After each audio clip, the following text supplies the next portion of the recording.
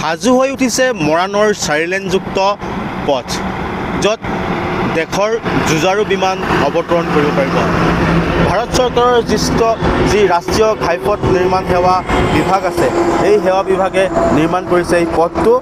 4.2 kilometre দৈৰ্ঘ্যৰ এই পথটো বৰ্তমান নিৰ্মাণ হৈ উঠিছে ডিব্ৰুগড় জিলাৰ মৰাণত। আৰু এই পথটো ইতিমধ্যে অহা 14 ফেব্ৰুৱাৰীত দেশৰ প্ৰধানমন্ত্ৰীগৰাকীয়ে ইয়াত শুভ উন্মোচন কৰিব।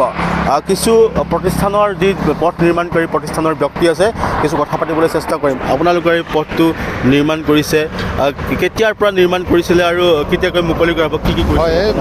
আমি এই সম্পূৰ্ণ যিটো প্ৰকল্প, এই প্ৰকল্পটো NSADCL national highway infrastructure development কৰ্প'ৰেশ্যনৰ আণ্ডাৰত এইটো হৈছে। আৰু এটা সুদূৰ প্ৰসাৰী পৰিকল্পনাৰ মাধ্যমেৰে এই মানে যি ELF আছে, ELF নিৰ্মাণ কৰা হৈছে।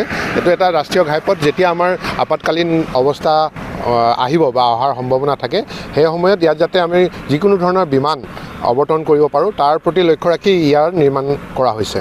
আমি 2023 চনৰ শেষৰ ভাগত অৰ্থাৎ ডিচেম্বৰ মাহত ইয়াৰ কাম আমি আৰম্ভ কৰিছিলোঁ। আৰু যোৱা বছৰ 31 মাৰ্চত এই ৰাস্তাটো যাতায়াতৰ বাবে মুকলি কৰি দিছিলোঁ। ইতিমধ্যে এই ৰাস্তাৰ এবাৰ অসমৰ মাননীয় মুখ্যমন্ত্ৰী হিমন্ত বিশ্ব শৰ্মা ডাঙৰীয়াও এবাৰ এই ৰাস্তাটো পৰিদৰ্শন কৰি গৈছে।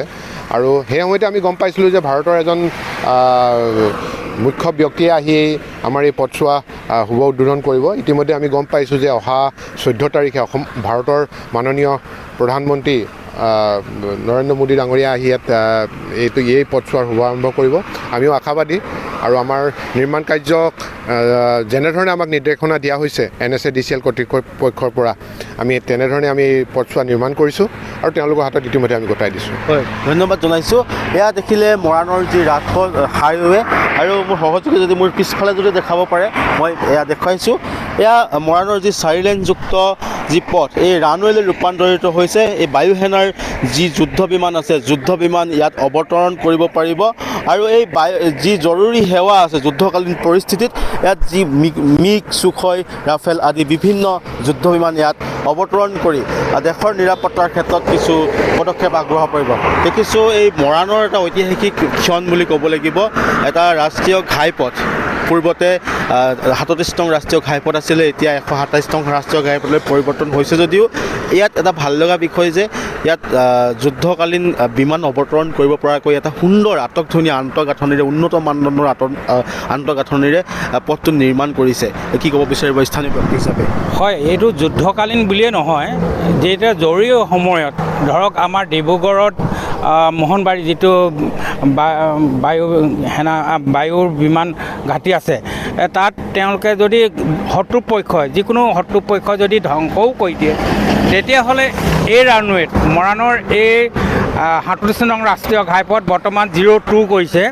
এই ঘাইপথটোত তেওঁলোকে এই বিমানসমূহ ইয়াতে অৱতৰণ কৰিব পাৰিব বা ইয়াৰ পৰা উৰণ কৰিব পাৰিব। আৰু এইটো অকল কেৱল মৰাণৰ কাৰণে বুলিয়ে নহয় বা অসমৰ কাৰণে বুলিয়ে নহয়, এইটো অসম চৰকাৰ আৰু ভাৰত চৰকাৰ এক যুগান্তকাৰী পদক্ষেপ হিচাপে পৰিগণিত হ'ব। এইটো উত্তৰ পূৰ্বাঞ্চলৰ কাৰণে এক সুন্দৰ বাতাবৰণ আৰু ইয়াৰ পৰা উন্নয়নৰ যি দিশ, এই দিশটোৰ চোৱা চিতা কৰিব বুলি ক'ব পাৰি। এইটো এটা মেৰুদণ্ড হিচাপে ধৰি ল'ব পাৰি, যিহেতু ইয়াতে সিদিনাখন 14 ফেব্ৰুৱাৰীত ভাৰতৰ প্ৰধানমন্ত্ৰী নৰেন্দ্ৰ মোদীয়ে নিজে ইয়াত বিমানযোগে ইয়াতে অৱতৰণ কৰিব। আৰু ইয়াতে তেওঁ এক বিশাল গণসমাৱেশত তেওঁ অংশগ্ৰহণ কৰিব। আৰু তেওঁ সেইদিনাখন যিবিলাক যুদ্ধ বিমান আছে, সুখয়কে আদি কৰি যিবিলাক যুদ্ধ বিমান আছে, এই যুদ্ধ বিমানবোৰকে কলা কৌশল ইয়াতে প্ৰদৰ্শন কৰিব। আৰু নৰেন্দ্ৰ মোদীয়ে বিশাল জনগণৰ মাজতে তেওঁ নিজেও চাব আৰু ৰাইজেও দেখিবলৈ পাব, মৰাণবাসীৰ লগতে অসমবাসীয়েও দেখিবলৈ পাব এই দৃশ্য। আৰু যিহেতু এই পথটো নিৰাপত্তাৰ ক্ষেত্ৰত যিমানখিনি কৰিবলগীয়া আছে কৰি আছে, পথটো সম্পূৰ্ণ হৈ গৈছে।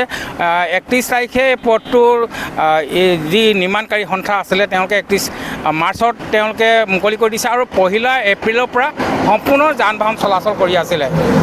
কিন্তু এতিয়া অহা 14 ফেব্ৰুৱাৰীত যেতিয়া এই পথটো প্ৰধানমন্ত্ৰী আহি তেওঁ সেইদিনাখন অসমৰ যি বিধানসভা নিৰ্বাচন আহি আছে ৰণদন্দুবিও ইয়াত সেইদিনাখন বজাবহি। হয়, ধন্যবাদ জনাইছোঁ। এয়া দেখিলে মৰাণৰ যি ৰাজপথ সাজু হৈ উঠিছে বায়ুসেনাৰ ৰাজপথ, আৰু এই বায়ুসেনাৰ ৰাজপথৰ যি জৰুৰীকালীন যুদ্ধ বিমান নিৰ্মাণ কৰিবগৈ ৰানৱে নিৰ্মাণ কৰি তুলিছে। আৰু অহা 14 ফেব্ৰুৱাৰীত যদিহে দেশৰ প্ৰধানমন্ত্ৰীগৰাকী নৰেন্দ্ৰ মোদী আহি ইয়াত উপস্থিত হৈ এই ৰানৱেটো শুভ উন্মোচন কৰে, সেইদিনাই হয়তো নৰেন্দ্ৰ মোদীৰ অসমবাসীৰ বাবে উত্তৰ পূৰ্বাঞ্চলবাসীৰ বাবে হ'ব পাৰে ভেলেণ্টাইন ডে'ৰ উপহাৰ। আপুনি বিচৰা বাতৰি পাব কেৱল নিউজ 18 এপত। নিউজ 18 এপ ডাউনলোড কৰিবলৈ স্কেন কৰক এই QR কোড। গুগল প্লে ষ্টৰতো পাব এই নিউজ 18 এপ।